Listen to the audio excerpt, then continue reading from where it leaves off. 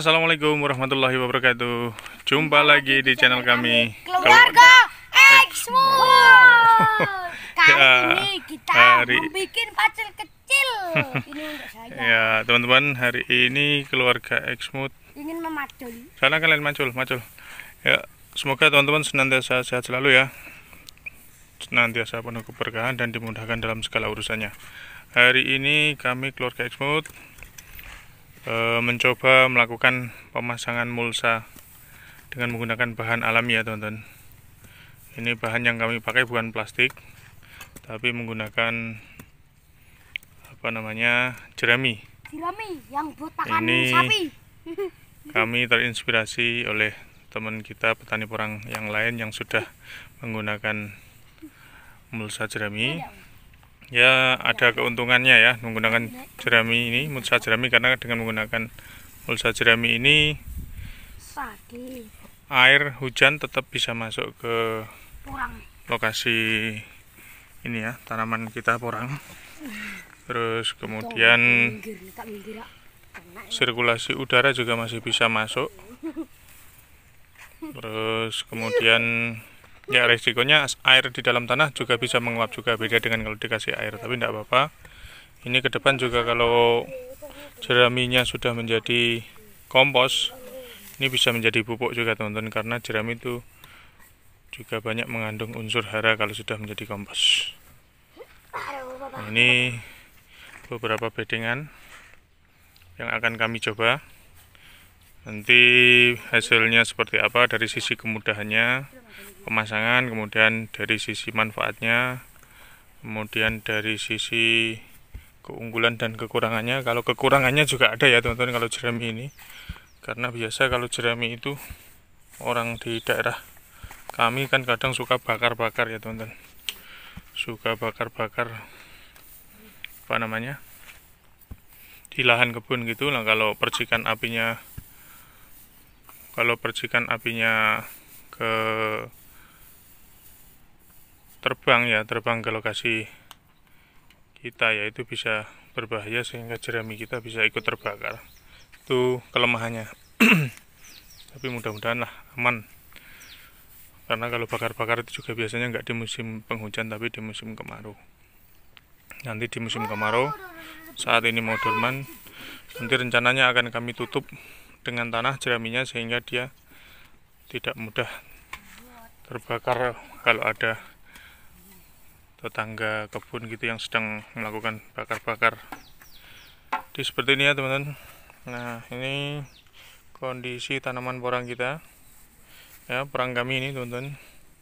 Ini kemarin mensiasati karena curah hujan yang masih jarang-jarang, akhirnya kami pakai strategi untuk penanaman pohon naungan jagung ya. Ini seperti ini teman-teman.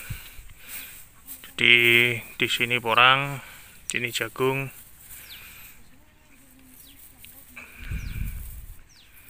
Nah, seperti ini. Sini juga jagung. Porang, sini jagung. Nah, ini coba kami siasati untuk lokasi yang sudah dilakukan penyiangan, pembersihan dari gulmal-gulmalnya ya, seperti ini teman-teman. Nah, seperti ini. Alhamdulillah ini jagungnya sudah pada tumbuh.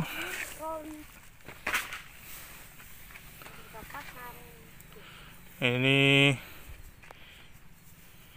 yang sudah bersih seperti ini kami coba pasangi mulsa dulu. Mulsa alami ya teman-teman, mulsa alami. Ya, inilah teman-teman, pentingnya saling berbagi, pentingnya saling bertukar pengalaman, sehingga setiap ada manfaat dari teman petani lain bisa kita ambil pembelajarannya, ilmunya. Terus kemudian seandainya ada kelemahan dari sisi bagian apanya gitu, kita juga bisa mengambil pembelajarannya supaya sisi-sisi kelemahan itu tidak menjadi penyebab kegagalan yang akan terjadi khususnya kita semua ya teman-teman petani porang. Nah, karena kalau nggak kita tutupi ya teman-teman, pengalaman kami ini ya, baik di kebun yang di sini, kebun yang di lain-lain, yang di lokasi yang lain, tuh gulma itu memang luar biasa sekali gulma. Dia perkembangannya cepat sekali. Terus kemudian biaya untuk perawatan gulma itu cukup besar teman-teman, cukup besar. Jadi dari sisi biayanya yang sangat tinggi itu, nggak terasa dia menyedot anggaran yang lumayan besar untuk kegiatan pembersihan gulma. Karena setiap hari ketika kita bersihkan secara manual gitu, maka kita akan keluar biaya untuk menggaji karyawan atau tenaga. Sebenarnya sih kalau sudah kita buatkan kandang kambing di sini seperti rencana yang dulu pernah saya sampaikan ke teman-teman di vlog saya sebelumnya, nggak ada masalah ya. Hasil pembersihan itu bisa kita kasihkan ke binatang piaraan kita. Cuma karena situasi dan kondisi yang belum memungkinkan, sehingga kami juga belum jadi membuat kebun di sini. Belum jadi membuat kandang di sini dan binatang di sini. Akhirnya sementara ya rumput-rumput liar seperti ini menjadi parasit saja teman-teman, belum bisa kita manfaatkan.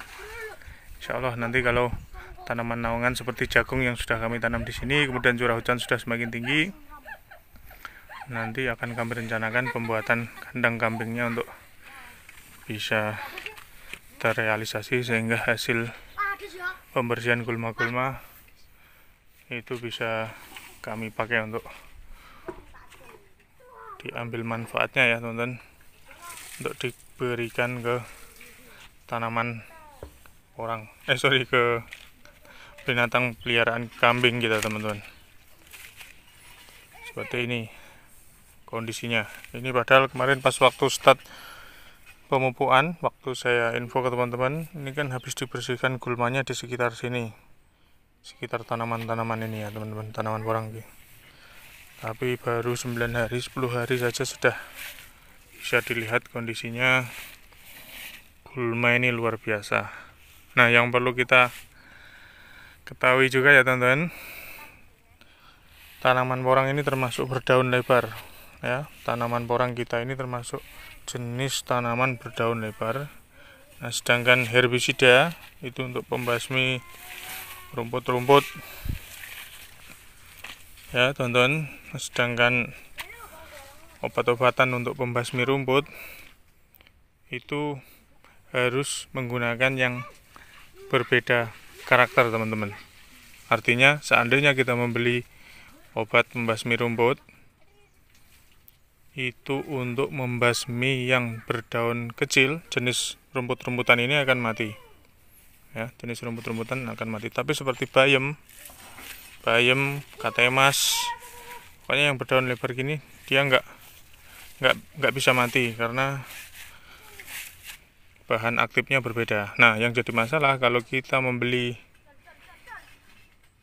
pembasmi rumputnya yang berjenis untuk membasmi daun lebar, untuk membasmi ini katemas, bayam dan daun-daunan lebar, maka porang kita juga akan ikut KO teman-teman ya, karena sesama daun lebar. Makanya ini lumayan jadi perhatian buat kita semuanya.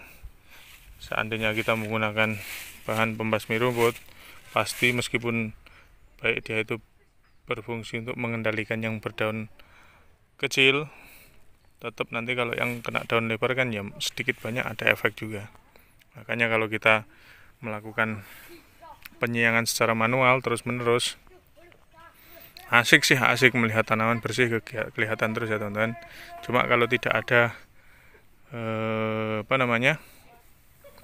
nilai manfaatnya untuk subsidi silang pengganti biaya tenaga kerja, jadi operasional cost-nya kita akan membengkak teman-teman. Jadi nggak terasa, tahu-tahu biaya yang kita keluarkan sudah tinggi sekali. Nah, ini yang menjadi pertimbangan kami akan mencoba untuk pemasangan mulsa alami berbahan alami seperti ini, jerami ya teman-teman, untuk pengendali gulma yang ada di lokasi tanaman porang. Ini ya teman-teman, strategi baru kami. Mudah-mudahan ini cara baru kami ini bisa sedikit membantu, sedikit mengurangi kerepotan dalam menanggulangi benalu benalu di lokasi kebun kami, yaitu gulma, khususnya gulma. Ini cara baru ya, teknik baru kami, karena kalau kita mau memakai mulsa plastik pasti agak susah pemasangannya, karena tanaman porang kita sudah tumbuh semuanya seperti ini, jarak tanamnya juga nggak sama persis, ketika kita mau melubangi juga jadi susah. Jadi makanya kita putuskan untuk menggunakan mulsa jerami seperti yang dilakukan teman-teman kita yang lain yang sudah melakukannya terlebih dahulu, dan kami lihat juga hasilnya bagus. Semoga yang kami lakukan ini juga bisa bagus juga teman-teman, dan nanti kalau bagus teman-teman yang lain yang daerahnya juga banyak bahan-bahan jerami bisa juga nanti ikut mengaplikasikannya seperti yang kami coba dan teman-teman yang lain juga sudah mencobanya. Ini proses pembersihan gulmanya sekaligus penataan bedengannya ya teman-teman, supaya tanaman porang kita lebih kuat cengkeraman akar-akarnya di dalam tanah, karena terkadang jalur-jalur parit seperti ini dilewati oleh air sehingga tanah-tanah di sekitar pohonnya itu terkikis, semakin menipis-menipis, sehingga jarak antara umbi dan akarnya itu dengan permukaan semakin dekat, kadang sudah kelihatan juga. Makanya sekaligus kita bersihkan seperti ini, sekaligus kita tata bedengannya. Sip. Ini sebagian yang kemarin lupa belum terisi jagung, ini coba kami tanamin jagung yang sebelah pinggir sini. Sip bro, mantap. Sip ya teman-teman semuanya. Sementara cukup sampai di sini dulu video kali ini.